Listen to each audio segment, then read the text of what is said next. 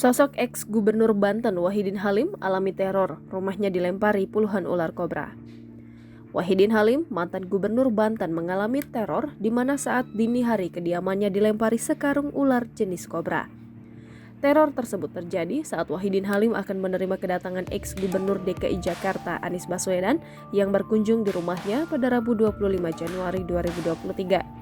Puluhan ular kobra dalam karung tersebut pertama kali ditemukan oleh seorang petugas kebun yang bekerja di rumahnya. Diketahui teror itu diketahui Wahidin Halim terjadi saat dini hari sekitar pukul 3.30 waktu Indonesia Barat. Sekarung ular kobra tersebut dilemparkan ke halaman belakang kediaman rumahnya. Dilansir Tribun Tangerang.com, pria yang akrab disapa WH itu menanggapi dengan santai adanya teror tersebut. Saat ditemukan, puluhan ular kobra tersebut berada di dalam karung yang tidak terikat, membuat petugas kebun terkejut. Wahidin menyebut pekerja di rumahnya pun sempat mendengar suara lemparan karung berisi ular itu lantaran terdengar kencang.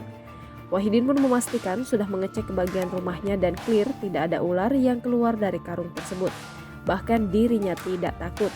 Wahidin menganggap orang yang melakukan aksi teror pelemparan ular jelang kedatangan Anies Baswedan ke rumahnya dinilai tidak memiliki adab dalam berpolitik.